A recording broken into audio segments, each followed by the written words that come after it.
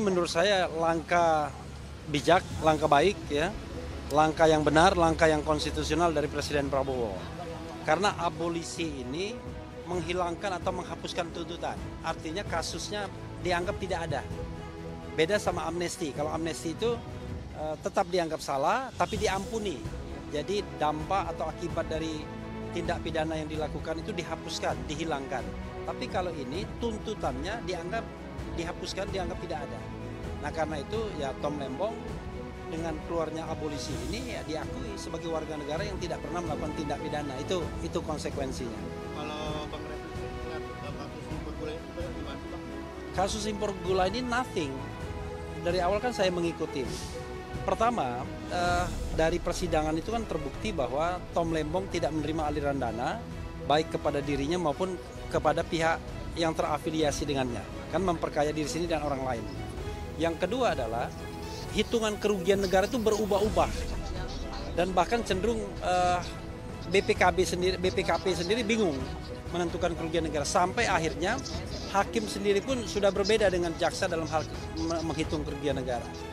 Dan yang ketiga, tidak terlihat ada mens rea atau niat jahat dari Tom Lembong. Padahal mens rea atau niat jahat itulah yang bisa membuat orang seharusnya dinyatakan bersalah atau dihukum dalam tindak pidana apapun. Nah kalau mens rea-nya tidak ada, niat jahatnya tidak ada, maka seharusnya Tom Lembong sudah dibebaskan dari kemarin-kemarin. Begitu.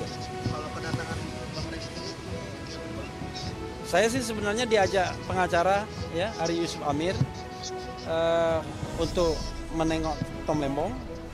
Barangkali dia ingin menyampaikan secara langsung abolisi itu. Karena yang saya dengar dari Ari Yusuf Amir, dia ditelepon langsung oleh Sufmi Dasko yang mengatakan bahwa Tom Lembong mendapatkan abolisi dan abolisi itu sudah disetujui oleh DPR. Tapi bukan disetujui istilahnya ya.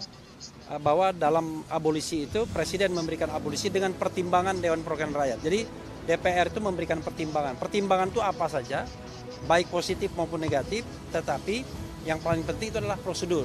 Substansinya ada di Presiden. Jadi kalau Presiden mau mengeluarkan abolisi, maka dia bisa lakukan berdasarkan kewenangan konstitusional dia.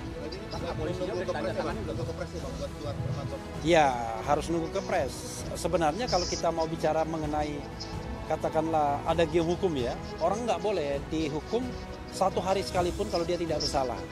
Nah sekarang ini kan hari Jumat, ya harusnya administrasi negara cepat, ya kan?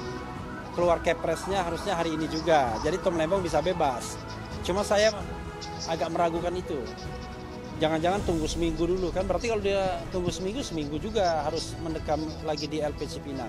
Jadi baiknya barangkali ada kebijakan, walaupun kepresnya belum keluar, tapi Tom Lembong bisa dikeluarkan. Kan pertama kasusnya memang belum inkrah, ya kan? Dan yang kedua adalah dia akan mendapatkan abolisi. Jadi sebenarnya kan tidak ada alasan lagi untuk menahannya gitu kan.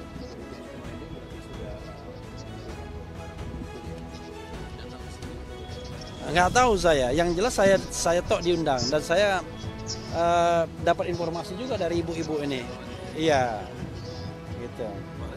Ini Ya. berarti penegasan berarti sejauh ini keputusan presiden itu belum ditandatangani Bang. Penegasan ada informasi dari Ini cuma administrasi negara kan, karena prosesnya adalah dia meminta pertimbangan dari DPR, DPR sudah memberikan pertimbangan kemarin, maka sekarang tinggal proses administrasi negaranya mengeluarkan kepres.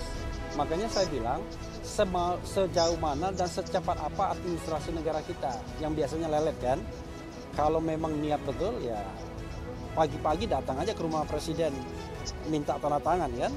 Tetapi ya kita tunggulah. Yang jelas Tom Lembong mendapatkan abolisi ini menurut saya tidak hanya sekedar kebaikan Presiden Prabowo, tapi memang sudah seharusnya dia dibebaskan dari segala tuntutan.